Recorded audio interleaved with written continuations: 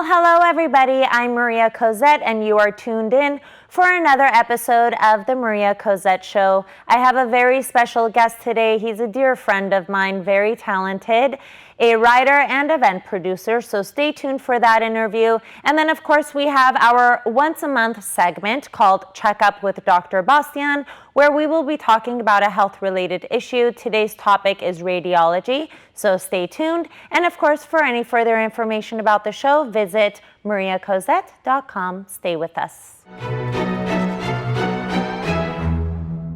Greetings, you're back and watching the Maria Cozette Show. I am so excited about my guest today because he is a great friend and extremely talented individual, Alex Kalognomos, who is a writer and an event producer. Hello. Hi, Maria John. How are you? Hi. It's good to see you. I'm so good. Good to see you too, Alex. I love having you here. Thank you so much. Really, it's such a blessing. Our paths have crossed in so many different ways, and then now we're here. They really have. Yeah. We've hosted events together. I know. It's so beautiful. Our sisters are in Adore together. They are, yes, yes. And for those of you who don't know what Adore is, it's a gathering, you know, and so our sisters are friends and they gather all the time, so it's about time you and I do. Absolutely, you know? Absolutely. So we have a lot to talk about because you have many facets to your life. And so first and foremost, tell me about your background in acting. You've been featured in films like Deuce is Wild, Lost and Found in Armenia, Sideways, and then on television as well, ER namely. That's right. Yeah, That's right. Tell me about all of that. Those were great days. You know, when I was a child, I really wanted to be like on television. I wanted to be, someone like Jack Tripper on Three's Company. That was my favorite show. Oh. And so when I graduated from high school, I immediately got an agent and I started going out commercially here in Los Angeles. And I booked a few small jobs and I started to kind of work here and there while I was in college. Right. And then a few years later, I got a big commercial, a car commercial for Saab, which was a really fun job. I got to, 5 other actors. We walked up to this Saab car, we picked it up, flipped it over, got into it and drove away. And that paycheck got me through college. And then I did another job for ER, the television show. That was my first and only co-starring part. And I played a junkie, a drug addict on that. I don't see that matching That you. was a great thing for me. Like I could throw myself into a part that was totally not like me. You're versatile. You do it all, Alex. I loved being able to do that. And it got me out of my shell. Right. And it led to a real appreciation to the true art of transformation and acting. It got me into film festivals. I started working for film festivals like ARPA International Film Festival and the Greek Film Festival, independent cinema, which is still a passion of mine, which I love so much. And I wish I had known that years ago, like this is going back 20 years, that festivals would become such a huge part of the entertainment industry now. Festivals are everything. Absolutely, yeah. And so, some time ago you had a show called Film Dialogue here at Horizon TV. On Horizon, It was produced by Sevakan Mara. It was amazing show because we got to interview a lot of the filmmakers that were coming through ARPA and other film festivals that I was affiliated with. And now I'm doing another show now it's only on YouTube, but it's called Mike and Al, and we review films. So tell me about it's my second film show that I'm doing. Well, my friend Mike Michaud, who I've worked with on the Governor's Ball for the Oscars and the Emmys, because his family, he and his wife have a production company called Sequoia Productions, and they stage the Governor's Ball for the Oscars and the Emmys. And so we've become really friendly. We always have this banter about, but what are the best films to see every year? So we just do it on YouTube now, and we watch, we keep up with the films, and it's really fun. It's called Mike and Al, What the Hell? And we find the moment in a film that is like, wait, what just happened there? What the? And based on that, it's a lot of fun, and we do all different genres of film, independent films, foreign films, big blockbusters, but it requires keeping up with movies, and that's hard because I work so much in event production. I know. And before we get to event production, I want to ask you, you mentioned a passion, and it's very much evident, and I'm so happy that you're able to exercise that passion in Mike and Al, but Where did that passion come from? The passion for cinema and the love for films and all of that? Probably my dad and my mom.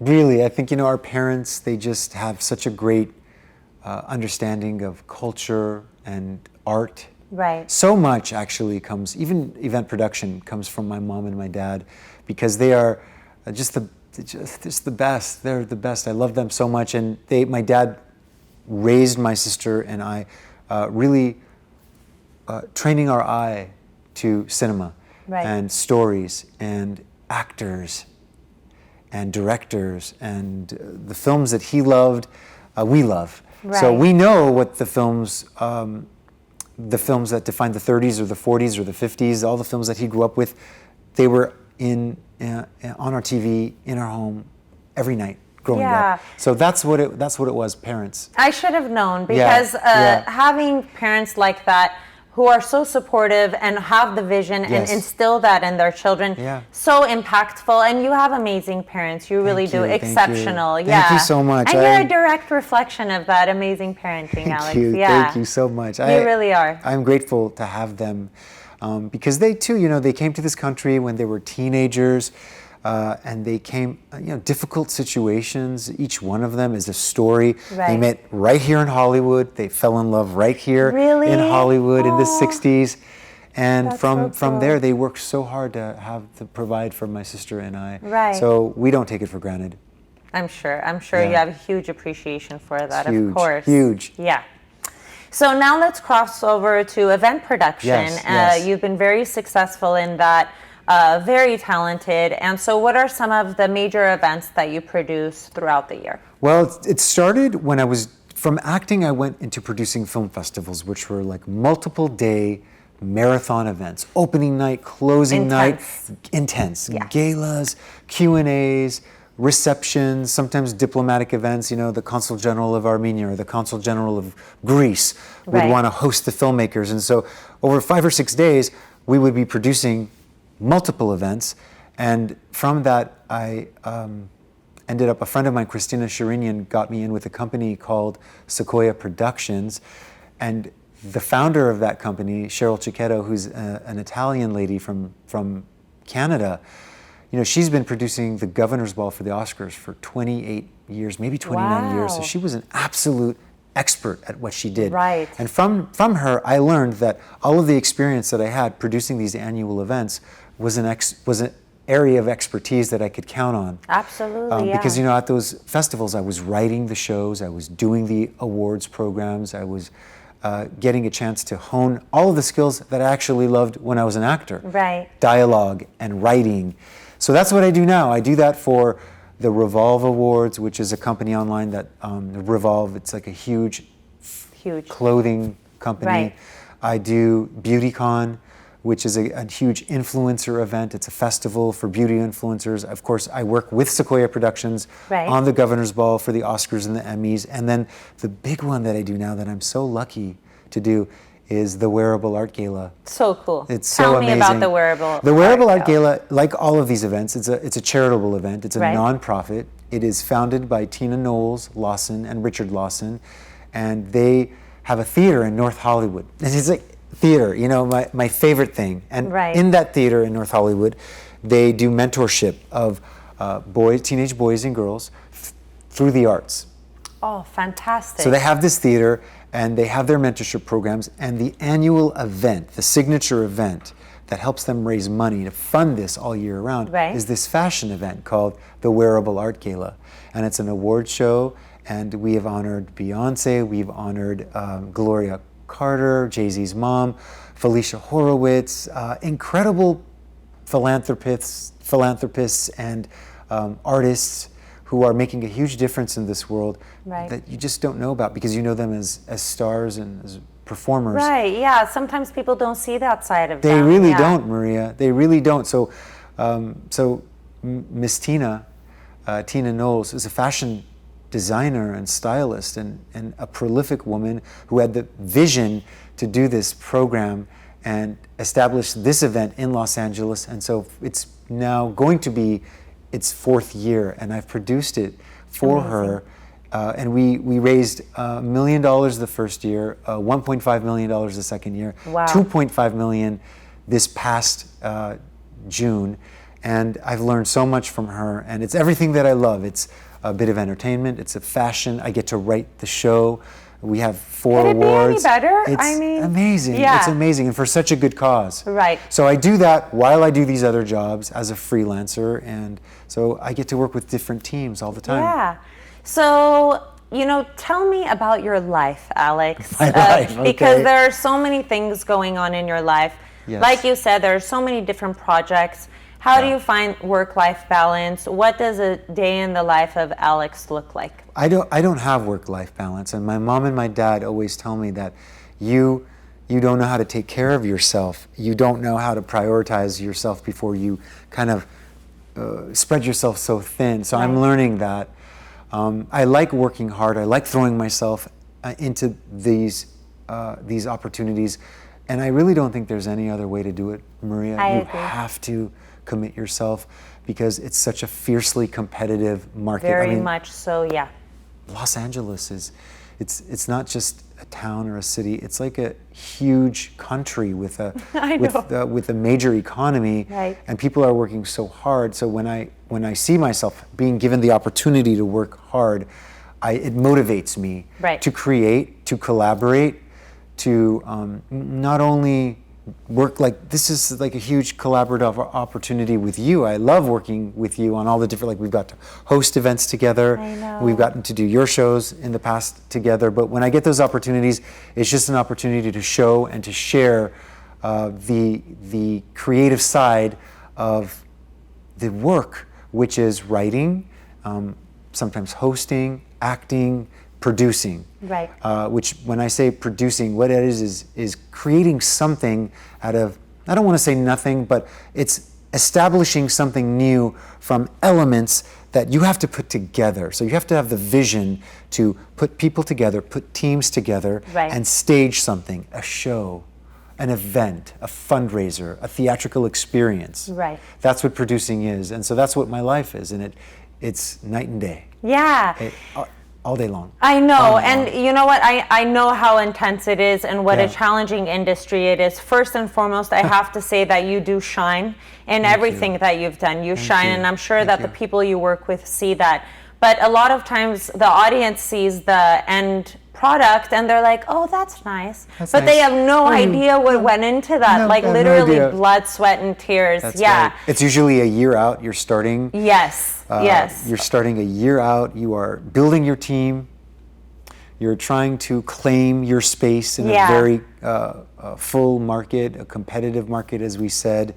That's maxed out. People in Los Angeles have 3 or 4 options every night of the week. So many events going on. So many events going Yeah. on, and often you have to compete with them just wanting to stay in and watch their YouTube or their Instagram. Right. Right. So that's been really interesting. And the company that I'm working with now, BeautyCon, the young kids today, they are looking at everything, tracking everything, marketing, analytics, Yeah. what's working, what's not working, asking those hard questions to figure out how to get you to go to their event. Right. And so that's been a real education for me. Yeah, You know? and then leading these events, as far as producing them, as you mentioned, you do have to be very resourceful. Yes. You have to know how to identify strengths in people, cultivate Yes. them. Yes. And so with that said, in a collaborative setting, who are the people that are a part of your team, and in what capacity do you work with them in? People exactly like you. Honestly, people who have come from different arenas, Right. who are producing their own art now. So let's say if they were, I get along so well with people who, for example, have worked in a restaurant. You've bussed in a restaurant before, you've been a server. Okay, that means you understand service. That means you Right. understand what a dinner is if you're doing an award show and there's a dinner component. That's very true, Like yeah. the Golden Globes, or like when I work that event, I do the Netflix after party for the Golden Globes. Or something is a fundraiser. All those fundraisers that our moms did growing up for events, they taught us a lot. Right. A lot. I feel like we know much more than the average person because our parents were so politically active. Yeah. And so I'm looking at all of that, and every person is different. And just because someone doesn't do something the way you do it, it's like you have to find someone and understand what they do best and allow them to do that. Exactly. And build on that. And then year after year after year, you see the benefits of the building of expertise. Right. And that's what makes you have a really strong company. Yeah, absolutely, absolutely. Yeah. And so what are some things that we can expect from the multi-talented Alex? I don't, that's so nice that you said. Sometimes I wish I could see that in me, because I'm like always running and trying to get to the next job, the next deadline. But so every year my year starts with like the Golden Globes, right? And then it goes into a job I do called Australia Week, the Good Day USA Gala, which is a wonderful dinner that's like America and Australia. How cool is that? Everything from sharing the entertainment element, the music element, import, export, right. Travel, all of that. So that's really great. And then it goes into the Oscars, then it goes into the Wearable Art Gala, right. Several Emmy events. And then right now I'm doing BeautyCon. That happens in the summertime, so it's a huge festival here in LA. And then I'll go right into the Emmys, the Governor's Ball. Wow. Then hopefully I'll be back on the Revolve Awards, right. which is a show that I write that I love for a company called Living the Dream Productions, and they are hired by Revolve to produce this awards. I see. Which is so cool. The first year we did it was down the street in Hollywood. Last year it was in Las Vegas. So who knows where it will be. I think they said they want to do it in Paris. But you're ready to go. Oh, Paris, even better.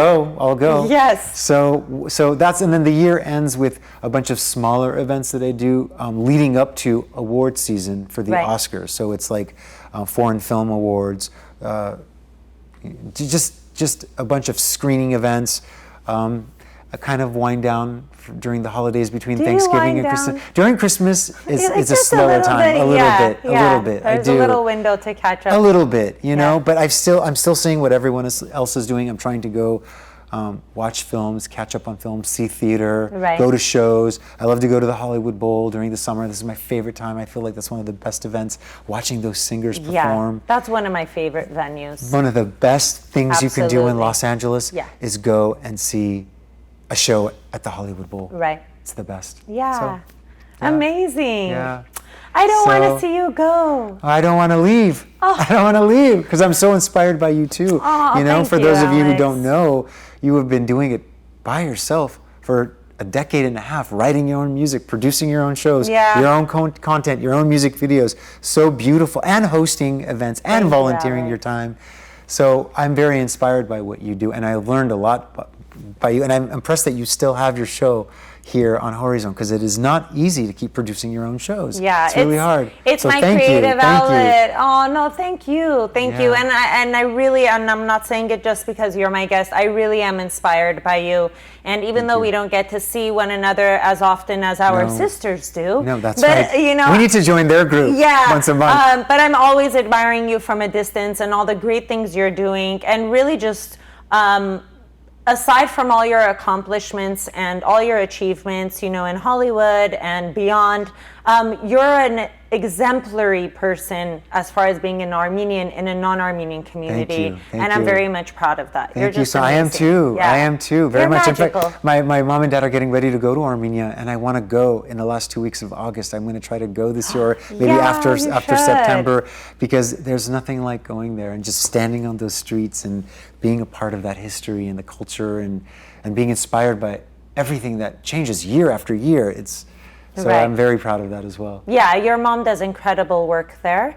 As far as philanthropy is concerned, she's an amazing role model. Yeah. It was so nice talking to you. Thank you. You too, Maria. And once again, thank you so much for coming here. Blessed to have you on my set. Thank you. And of course, stay tuned for more of the Maria Cozette Show.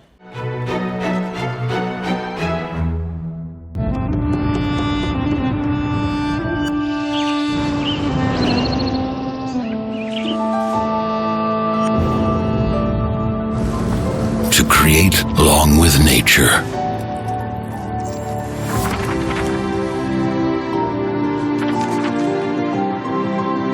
To masterfully blend subtle flavors.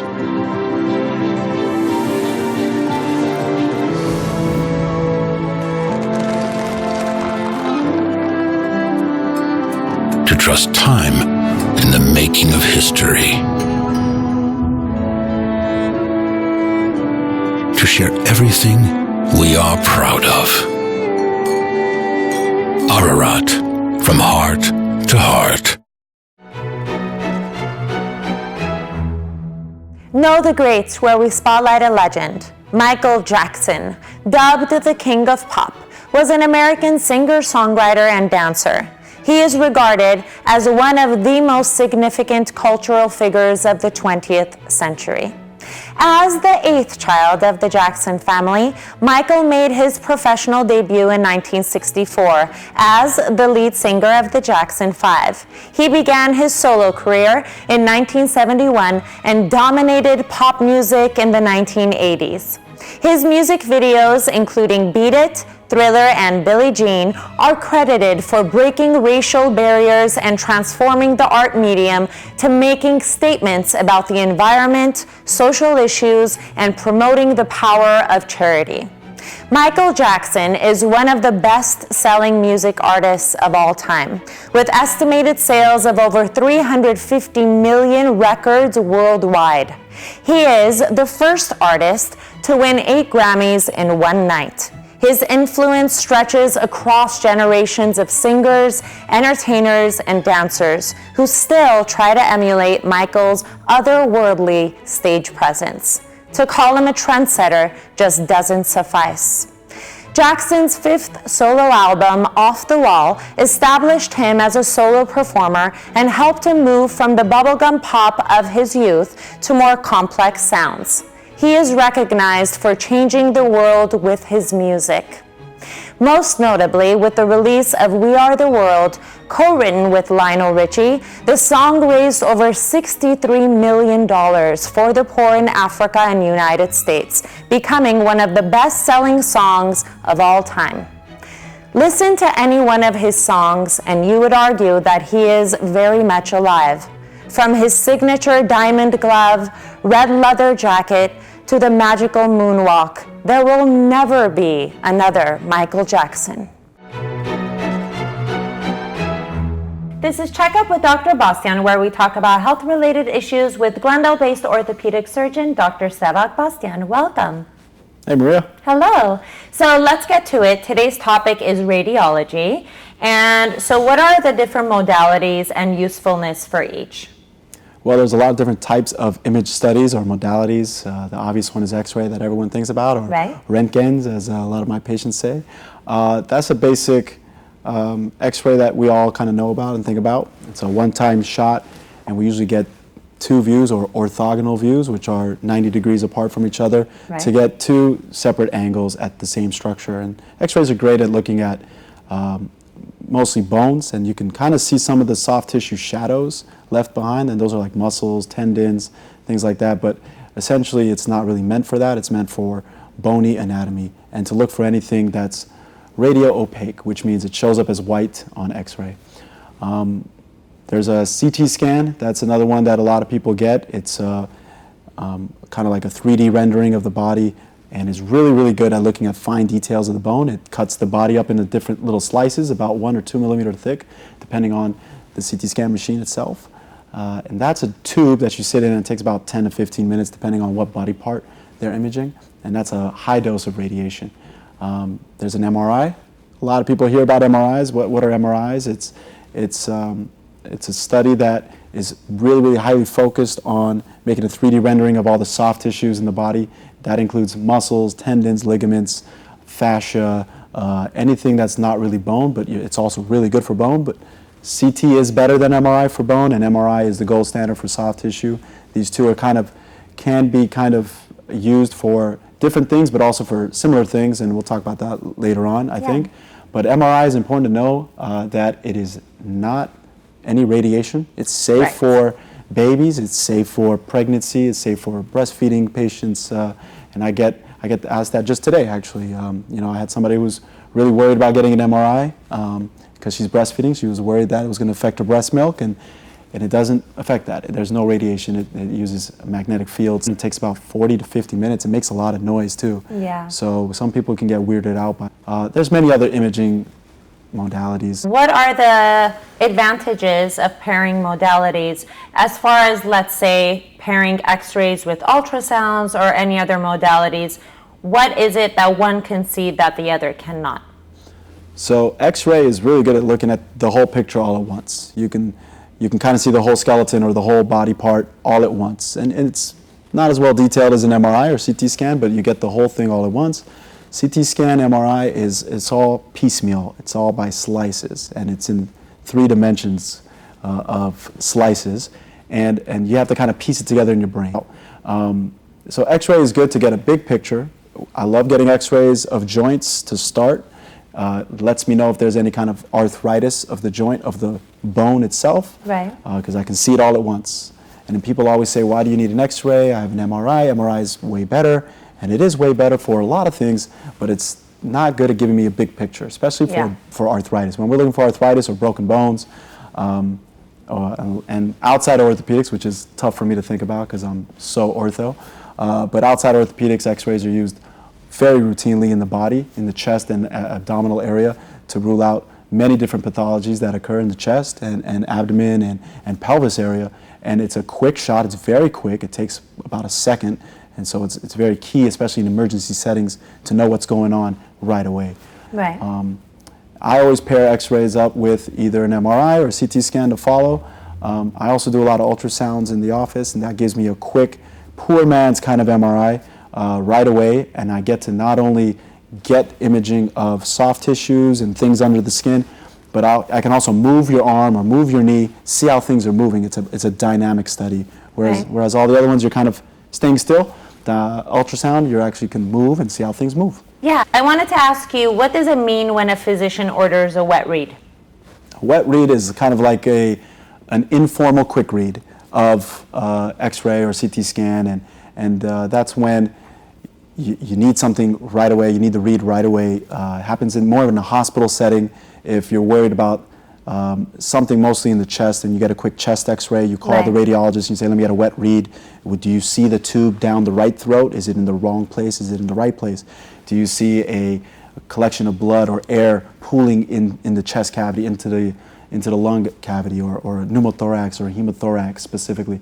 So you look for these quick wet reads to see if something is caught at a glance. From your standpoint, how do you determine whether or not, do you prefer having film? Do you prefer having the CD? Do you prefer having an actual report from the radiologist? Because I know sometimes as a patient, if I go to the doctor, they want the exam in a particular way. Sometimes they like the report, and sometimes they want to see it themselves. That's actually a really good question.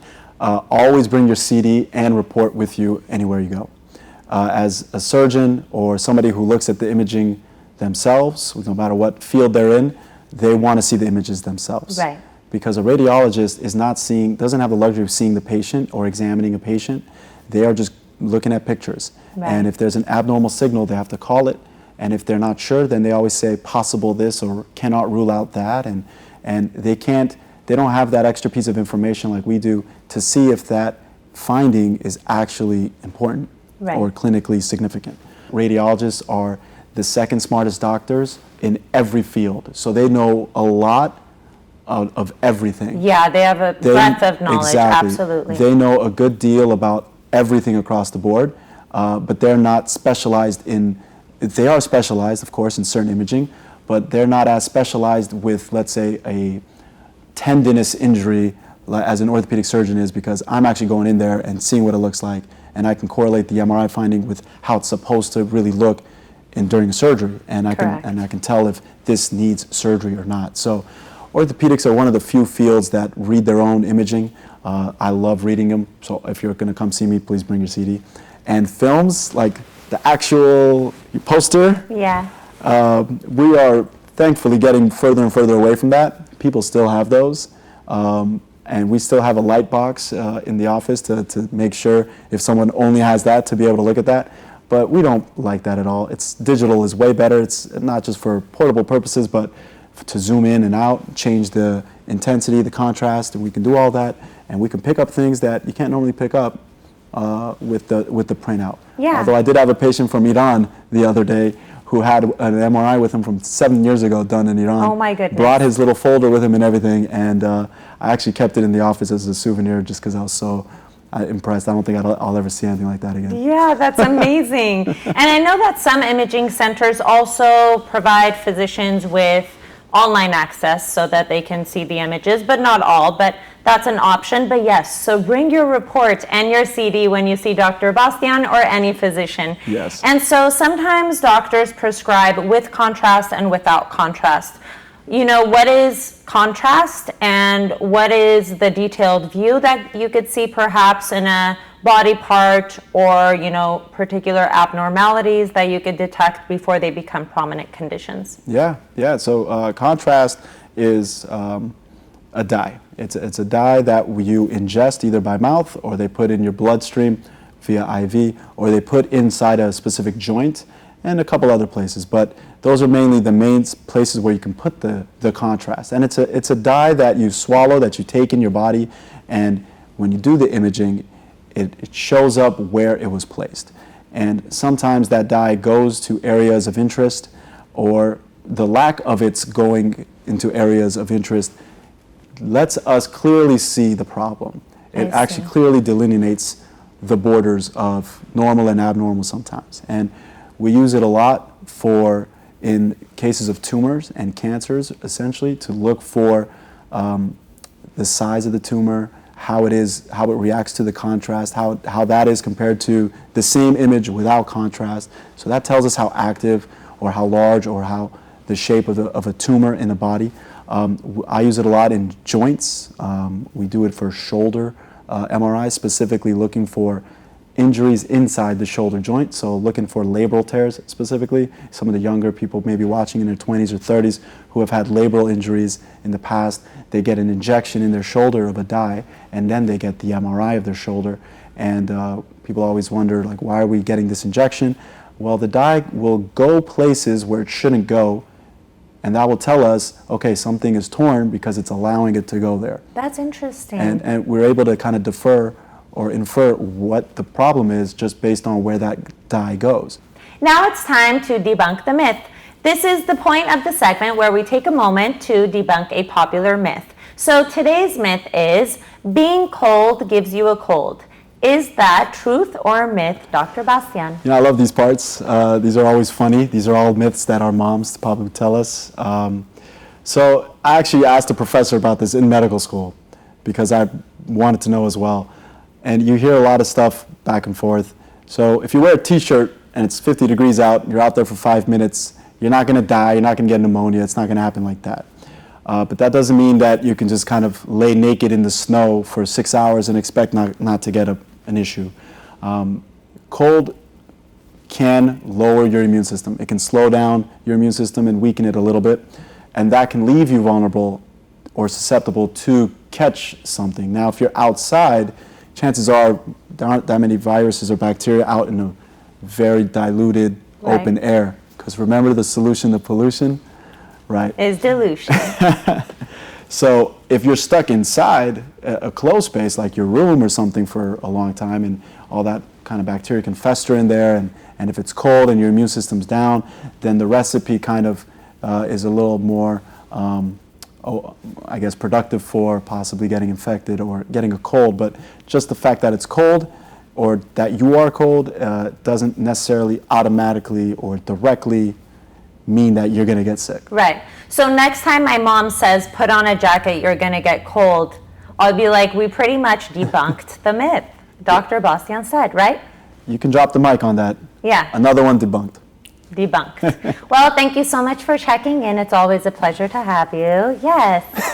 And so stay tuned for more of the Maria Cozette Show. The Art of Giving, where we spotlight a charitable organization.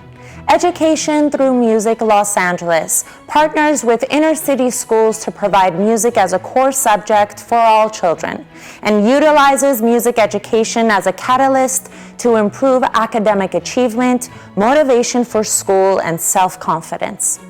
As an East Coast native, founding executive director Victoria Lanier had worked extensively as a music educator and violin instructor for inner city New York programs.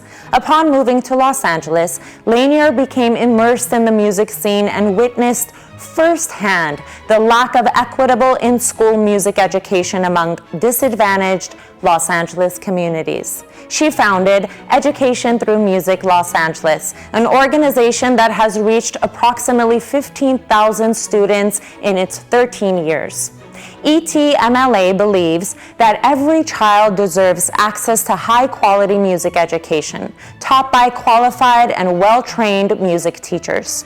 Music can support learning in other key subjects, including math, science, and language arts. Engaged parents and school communities are key to the success of students. For more info, please visit etmla.org.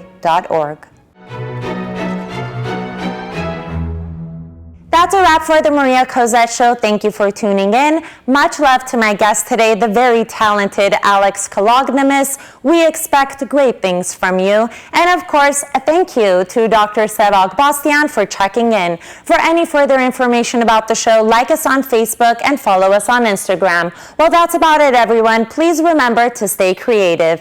I'm out.